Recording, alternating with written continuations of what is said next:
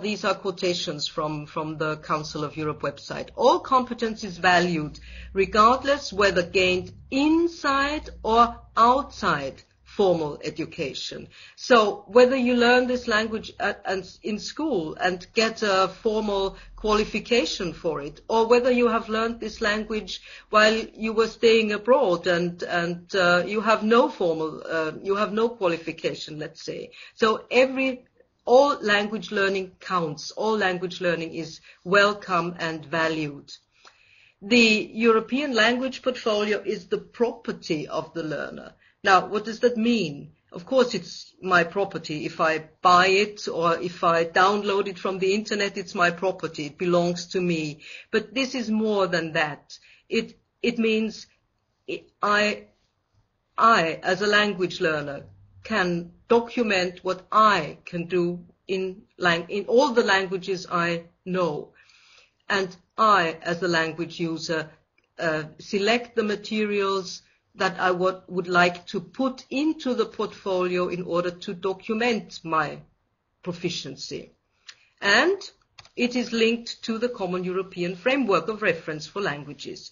I would like to know how many of you have any idea of the Common European Framework. Or is there anyone who has never heard about it? It was a big document. It's a book, quite a fat book actually, and it's not really very easy to read. It's a rather theoretical document, but at the moment it's the basis for curricula, for the syllabus, for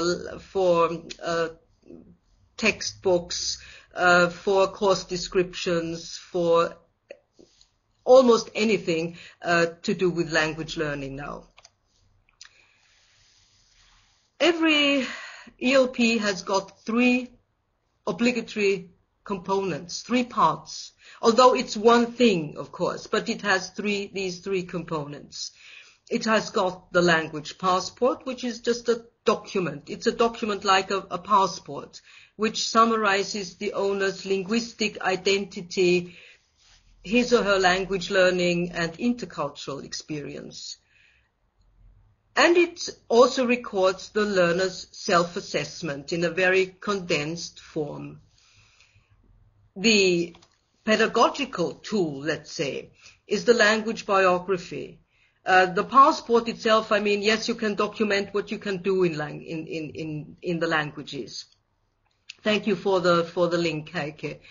The language biography is an accompaniment to the ongoing processes of learning. It's a learning tool, actually, with which you can set learning targets and with which you can evaluate whether you have reached them, when you reached them, and so on. We'll go into detail later. And also engaging with the cultures associated with them. The language biography also has a very focus on learning to learn, because learning to learn and reflection are essential for language learning. Remember what I said about the Council's commitment to lifelong autonomous learning. And the third part is the dossier. This would be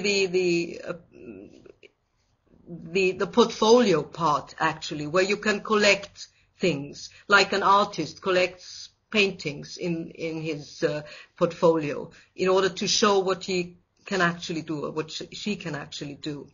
And here you can collect the evidence of your second language and foreign language proficiency and your intercultural experiences. So any language portfolio must have these 3 components. And that brings me to our second voting.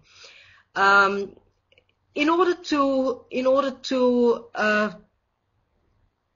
get this title, European Language Portfolio, you have to submit your ELP to the Council of Europe. They have got a validation committee there. This is a team of experts who will check and examine the ELP and before they say, okay, yes, this conforms to the principles and guidelines of a European language portfolio. And once they give their give their consent, or they approve it, it will get a number, and then it's a validated language portfolio. So here is our second poll.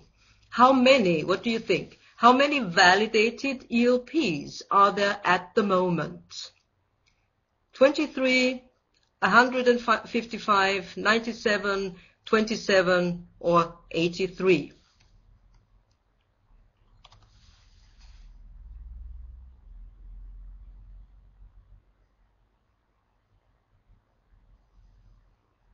Please let me know when you're finished.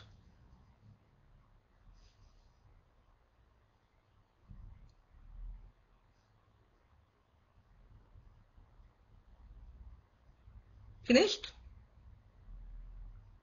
Heike?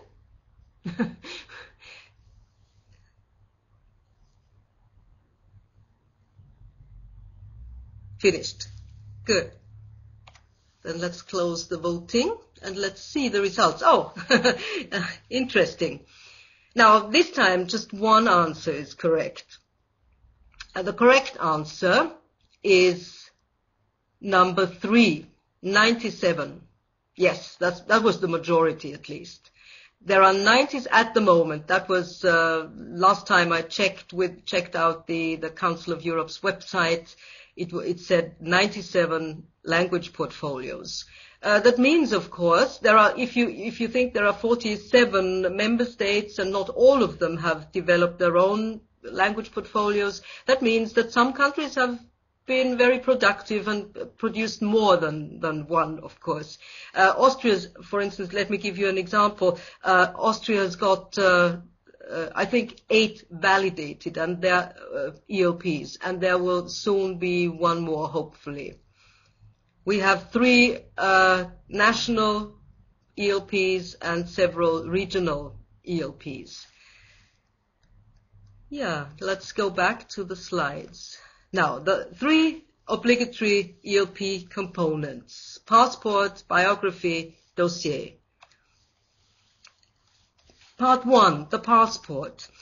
The passport, as I said, gives you a summary of the learning experiences. Let me tell you, if you click the maximize button, you can see this, you can enlarge it a little bit.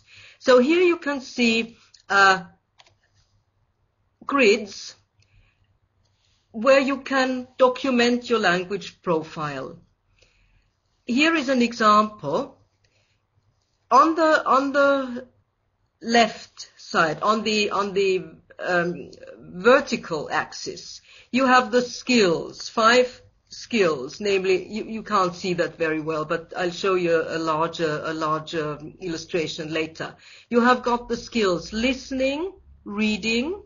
Then these 2 heads mean spoken interaction, so speaking with people, spoken production, and writing. So 5 skills, and on the horizontal axis you have these A1, A2, B1, B2, C1, C2. These are 6 levels, progressive levels, with which you can describe what you can actually do in the languages. And now there are 6 empty grids which you can fill in this way. This would mean this person here in the example has a very strong reading competence. The person says or claims that her reading competence is B2, which is above average, of course, and listening and spoken interaction are B1, and spoken production and writing are at level A2. This will differ from person to person because each of us has strong skills and less strong skills, of course, depending on how you use the language, for what purpose, on your personal learning styles, and so on. Here you can see the self-assessment grid once more. This is a bit larger